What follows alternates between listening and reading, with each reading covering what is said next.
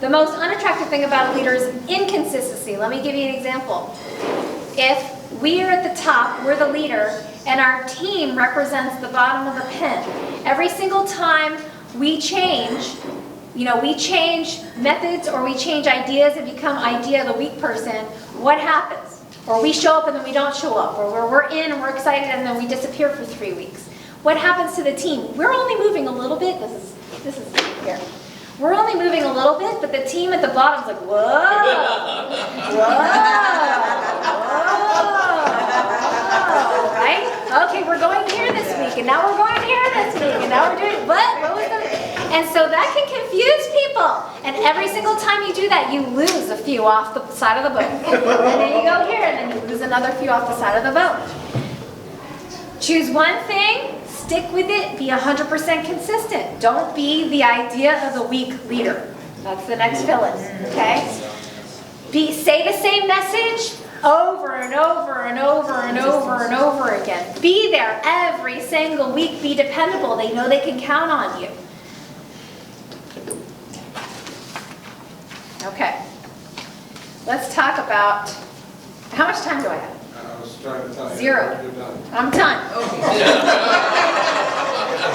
All right, then I'll just talk as long as you want. I will speed through these because we want to get out of here on time because it's time to go have fun. That band last night was so good. Okay, balancing your time.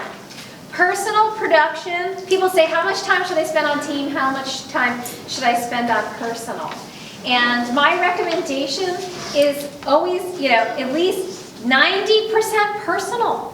You're spending your time, 90% of the time, focused on personally selling and recruiting yourselves. Even me, in the majority of my career, have focused, even with as large of a team as we have, personally using my time to build this business to find new recruits and new members. Okay, so 90% personal production, 10% team. Eventually, you might get into 85% personal production and 15% team. That's the next fill-in. Eventually, personal 85%, team 15%. Why? Because you always want to stay relevant, relatable, and the next fill-in is lead by example. You always want to stay relevant, relatable, lead by example. You want to stay out of management mode. Management mode is when you're spending more than 50%. That's the next fill-in. When you're spending more than 50% of your time managing the team versus doing personal, you then step into the danger zone. That's the next fill-in. That's the danger zone. Because management mode,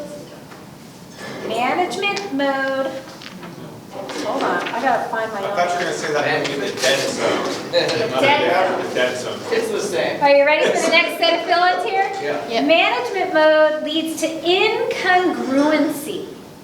Incongruency. Or not being congruent, basically. Which leads to self-loathing. When you're incongruent with where you want to be going and your goals and activity, okay? Because we're not doing it, because now we're managing people.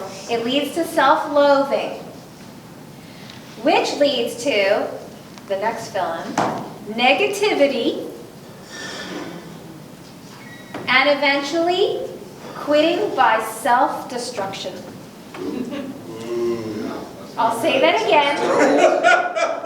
This whole paragraph, I'll say it again. That's good. Management mode leads to incongruency, which leads to self-loathing, which leads to negativity, complaining, blaming the company, blaming the team, blaming the upline, the downline, the sideline, and everything. And eventually you quit through self-destruction. Could you do that in a Yoda voice? Yes, incongruency leads to which leads to negativity, which leads to self-destruction. But we see it all the time, haven't we? We've seen so many people slip into management mode and we're like, why did that person quit? They were so great, but we didn't see what was going on behind all the You know, we just didn't know what was going on up here. Also, I will tell you this. People, the higher you go, I'm going to just say it. The higher you go, you need God in your life. Right. Because when you make all the money and it doesn't fill the emptiness inside, you go seeking other things to fill you up. Yeah. We've seen so many people that have gone and made millions of dollars in this business, but they didn't have a spiritual program. They didn't have God in their life, and they just went chasing the next. I think that's why it's important to have them there from the beginning, so you don't stay grounded.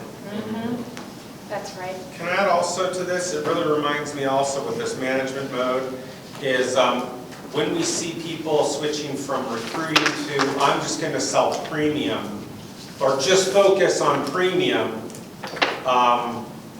that seems like their business starts to swirl down the drain.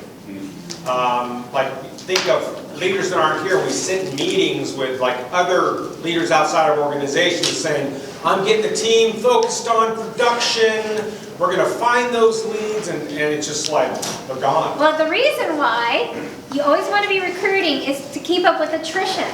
Now, attrition is natural in not just our business, but in network marketing and in anything.